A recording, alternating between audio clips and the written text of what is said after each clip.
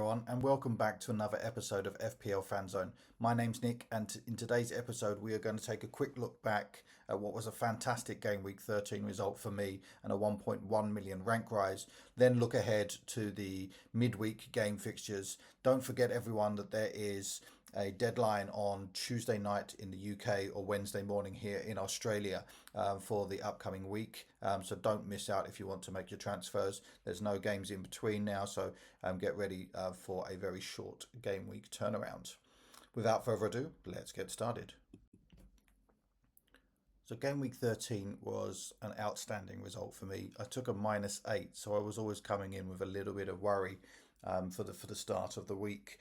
But a few decisions have gone absolutely my way this week. I ended up on 97 points for the game week. So if you take away the -8, it's still an 89 point game week, which is massive. A 1.1 million rank rise, up to 2.5 million in the world now. So yeah, really happy. I've got one free transfer in the bank and 1.6 million in the bank. So let's have a quick look at how my team did. First of all, I had Flecken in goal. No clean sheet there, just the 2 points. 8 Nori, conceded a lot of goals on the 0 points. Gabriel, even though Arsenal conceded 2 goals, he did get a goal and an assist. So yeah, that's. But he did also come off at half time. So a little bit of a worry there, as he is now yellow flagged for this upcoming game week. Arteta did say after the game that it was just a recurring of the previous injury, which he didn't miss any games for. So hopefully it's just a precaution and he'll be back for game week 14. And then next up, I had Aina, who got the clean sheet and 2 bonus points to get 8 points. So again, another differential in my team that has got points for this week. Then my midfield had a bit of a standout week. I'd start off with I captained Saka. Now the captain's choice was a bit of a gamble this week. There was a lot of options.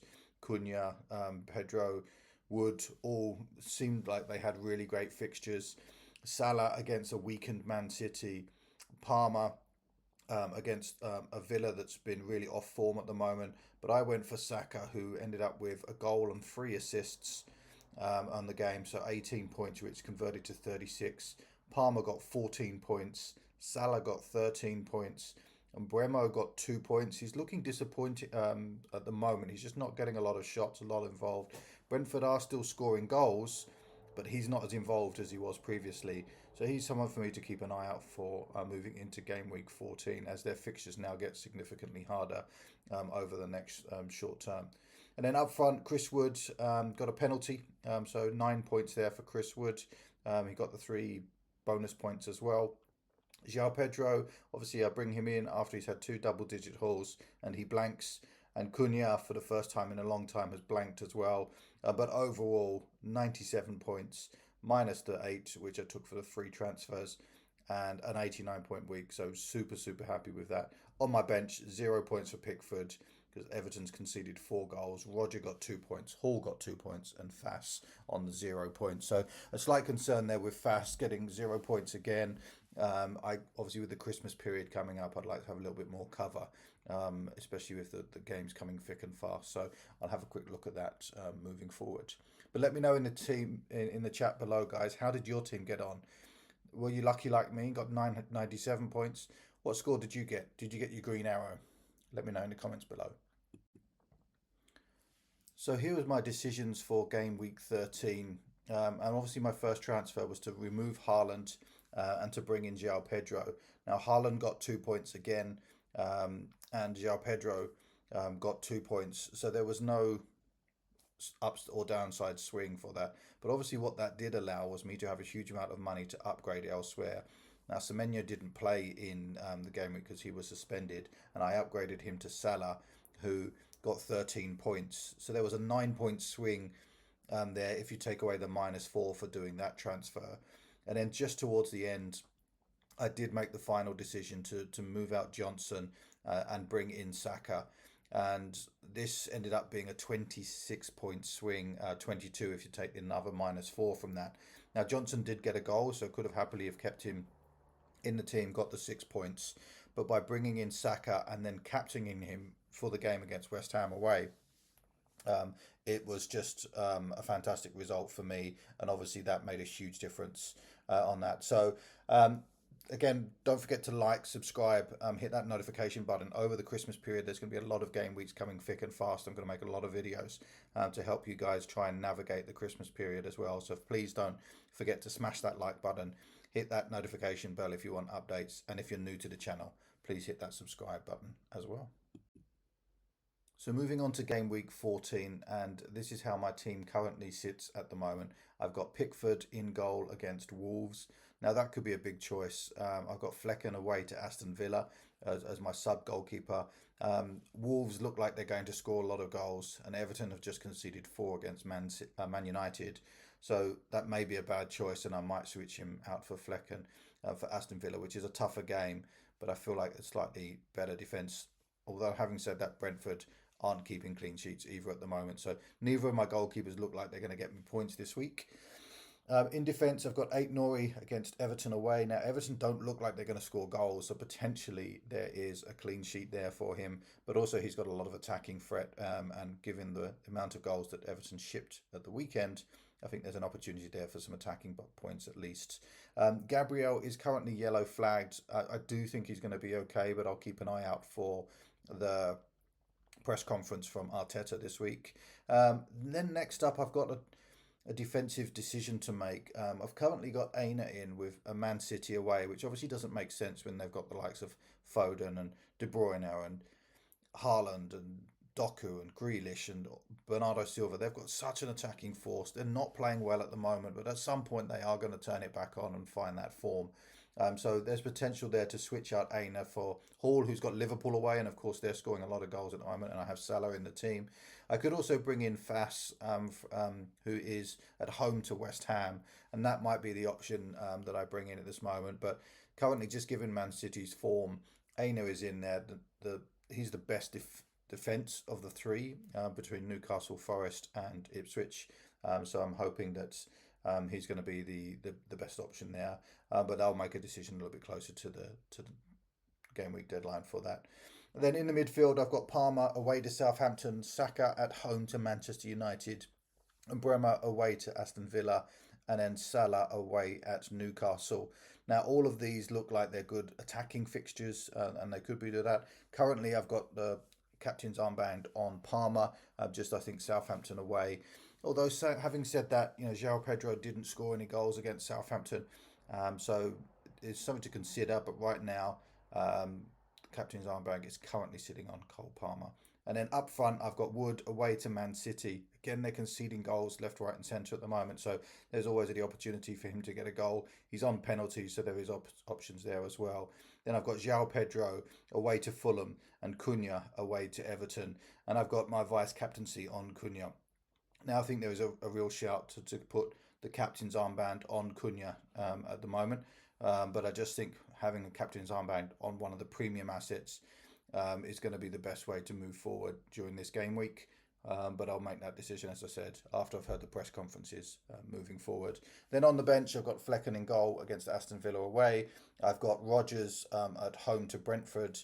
I've got Hall away to Liverpool and Fass at home to West Ham. So there's a couple of challenges there. One, obviously, Gabriel is yellow flag, so I'm not entirely sure what his status is at the moment, so that may need to make a move there. I've got one free transfer. And Bremer's fixtures now start to get a lot harder. So there's a lot of people, I think already 200,000 people have already moved and Bremer out this week. So there could potentially be a price drop there as well. So let's have a quick look at some of the options for transfers coming up to the game week deadline. So first up, let's have a quick look at the defender options. And I've gone for the cheap options here. Of course, the likes of Gabriel, Saliba, that Liverpool defence, having someone like Van Dijk, Trent Alexander-Arnold, if you can afford him, are going to be great options. With Konate being out, I think Joe Gomez is second there, but there's of course the option that Kwanzaa could come in. So I probably wouldn't go for either of those two, just because I'm not sure which one is going to be nailed for minutes. And with the games changing every week so quickly, or maybe twice a week now, with midweek games as well, I really want someone who's got a nailed 90 minutes. Here are three options that I'm looking at the moment in the cheaper bracket. So the first one is Nazor Mazraoui from Manchester United. Now, they've obviously just kept another clean sheet, I think 5 or 6 clean sheets now in the first 12, 13 weeks. New manager bounce at the moment had just a great result against Everton. But obviously, their next 3 fixtures are really difficult. Arsenal away, Nottingham Forest at home, and then Man City away. So for me, most likely he's not going to be in the team. I may look to bring him in game week 17 when those fixtures get a little bit better. Next up is a bit of a knee jerk. Got Aaron Wan-Bissaka. Now he's scored 2 goals in his last 2 games, I think. Obviously one of those against Arsenal. Their fixtures do get much better now, and I'm also considering Bowen. Spoiler alert for the midfield option for Umbremo, but they've got Leicester away, Wolves at home, Bournemouth away, Brighton at home, and then Southampton away. If you look at those next 5 fixtures, you've got to hope that they're going to get some returns from that. Otherwise, Lopetegui's going to go. He must be on his last legs already with the results that West Ham have had. They have got some performances in there, but right now, with these fixtures coming up, you've got to hope that they can keep a couple of clean sheets in there as well. And Wan-Bissaka has obviously shown that he's got some attacking returns in the last couple of games, so certainly one to keep out for. At 4.5 million and only 3% owned, he'd be a huge differential, and obviously just a rotation with my other options in there. And then the last one is Kirkez. Again, I think 1 goal, 2 assists in the last 3 games for Bournemouth. Now he's got Tottenham at home this week, so bringing him in for any of my defenders still gives me the same headache of which one do I play this week. But then after that, they've got Ipswich away, West Ham at home, Man United away, and then Crystal Palace at home. So a good run of fixtures, lots of green there. He's got the attacking potential and potential some clean sheets as well. And at only 2% owned, he's a real differential if he does get that attacking threat with that clean sheet. You could really see a big rank rise with that as well. So these are just a couple of the options that I am looking at if I'm going to make a defender change. Obviously, that's of course unless it's Gabriel who is out longer term, in which case I'll just switch him to someone like a Van Dijk and make that an easy switch. Next up, as I mentioned, there's already been about 200,000 people that have transferred out on Bremer at the moment. And that may be a bit of an overreaction. Yes, he's not been great in the last couple of games, and he doesn't seem to be that talisman at the moment because Brentford are still scoring goals. He's just not being involved. And so I've got 3 options here. A slightly more expensive one in Bruno Fernandes. We've already talked a little bit about his difficult fixtures at the moment, but it just got another 2 assists recently. He looks like he could be a real back to that availability of getting assists and goals in that new invigorated Man United team. But those next 3 fixtures is probably not someone I'm going to bring in straight away. Next up, I've mentioned already Jared Bowen. He's about the same sort of price now as Umbremo. He's only 6% owned, and just again thinking that there's going to be this turn of form, pretty much like we saw with Wolves and Cunha. They had such a bad run of fixtures. This is the first time now we're starting to see a good run of fixtures for that West Ham team, and hopefully Lopetegui can turn that around. Jared Bowen is their talisman. He's on penalties, so therefore he would be a good option to have with those fixtures coming up. And then if you wanted to go a little bit cheaper and save some of that money to use elsewhere, maybe for me to upgrade one of my defenders to someone who's a little bit more secure, you've got someone like Kaoru Matoma. And the Brighton fixtures look great, as we already know with João Pedro in the team. But Fulham away, Leicester away, Crystal Palace at home, West Ham away, Brentford at home. It just feels great. He's looking back to his best. He was phenomenal last season. He's really getting involved a lot in the play, and it just gives you another part of that Brighton attack against some really great fixtures on there as well. So certainly someone that I'm considering is Kaoru Matoma as my replacement for Umbremo. But let me know, guys, is there anyone else that I should be considering when it comes to Umbremo? Who are you looking at in your team? Are you just going to keep Umbremo for his fixtures? They're not as bad as everyone's making out, but obviously he's just lost a little bit of that form at the moment. Certainly could easily just keep him, roll the transfer for this week, but there's one to consider for before the deadline. Next up, and then the other last one to think about is Chris Wood replacements. Now, that may seem silly as he's just scored another goal. He's been a staple in my team for a long period of time and got me a lot of points. But their fixture swing now does get a little bit more difficult over the next 4 or 5. So I'm just looking at a couple of options here to for Wood replacements moving forward. Obviously, he's got Man City this week, so the options here, someone like Alexander Isak. Now he is flagged at the moment, so a potential risk there at 8.5 million. Obviously, there's 1.9 million need to be made up, so I can't physically afford Isak at this point, as I've only got 1.6 million in the bank.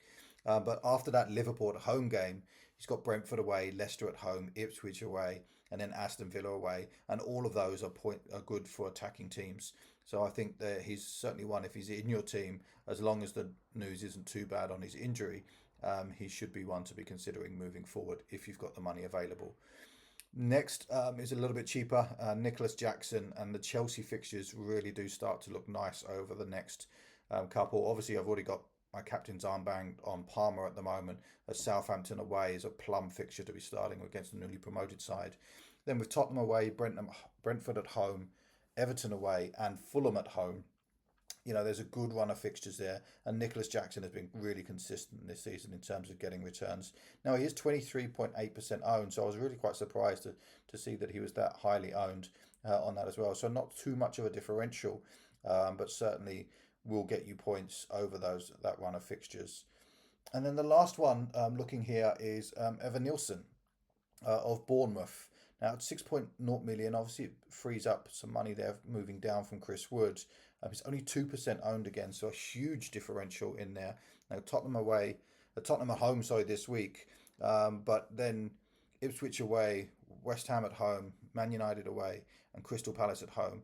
Now, this is a guy that won 3 penalties over the weekend, so technically got 3 assists for that as well. Now, he didn't take any of them, which is a little bit disappointing.